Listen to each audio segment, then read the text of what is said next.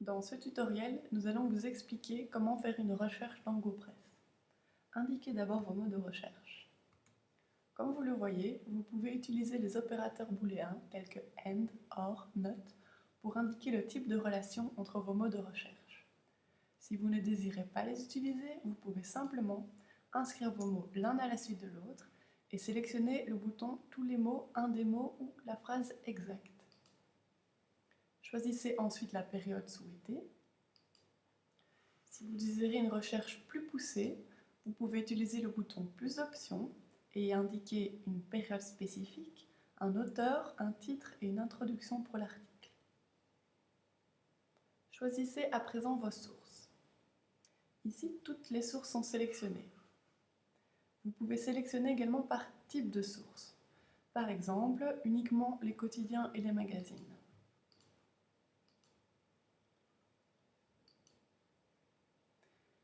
Cliquez sur le bouton Liste pour avoir un aperçu titre par titre et les choisir un par un si nécessaire. Les sources qui sont comprises dans votre forfait comportent ce signe. Pour uniquement les sélectionner, vous pouvez cliquer sur le bouton Dans votre forfait. Votre recherche est à présent paramétrée. Si vous désirez conserver votre recherche pour l'exécuter à nouveau plus tard, cliquez sur Nouveau favori et ensuite Sauver. Vous pouvez par la suite retrouver votre recherche favorite via ce bouton. Ainsi, vous ne devrez plus encoder à nouveau votre recherche. Notez que vous trouvez également vos 10 dernières recherches en cliquant sur le bouton Historique. Sachez également que lors de votre prochaine connexion, vous retrouverez votre dernière recherche exécutée. Pour lancer votre recherche, fermez votre favori et cliquez sur Rechercher. Nous avons donc une liste de résultats avec 226 résultats.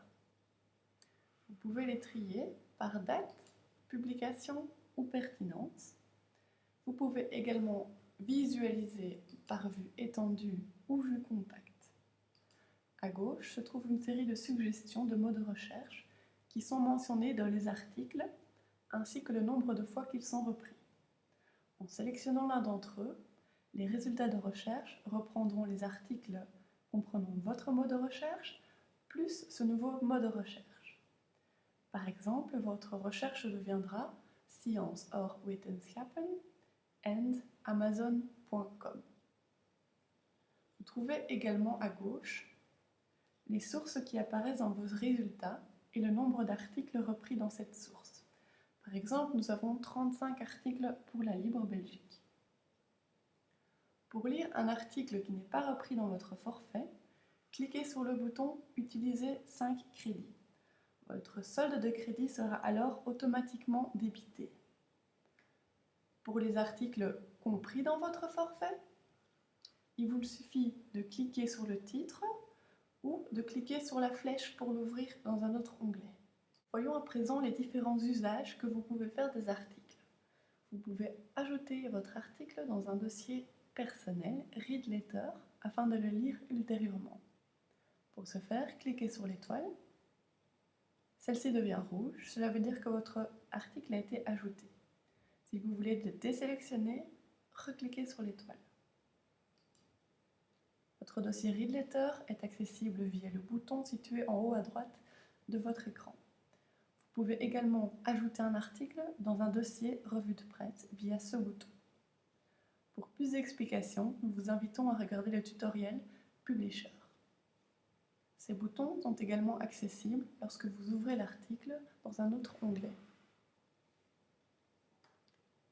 Vous avez également la possibilité d'imprimer votre article, de le télécharger dans différents formats, PDF, HTML, RTF, XML, ou encore le téléchargement de la page entière de la publication ou de la double page. Vous pouvez également partager les articles via les réseaux sociaux, mais aussi faire une découpe de l'article. Pour ce faire, cliquez sur l'icône avec le ciseau, sélectionnez la partie de l'article à découper, ajustez la taille, cliquez ensuite sur Enregistrer et votre découpe sera accessible en PDF. Une fois que ceci est fait, fermez pour retourner à votre article.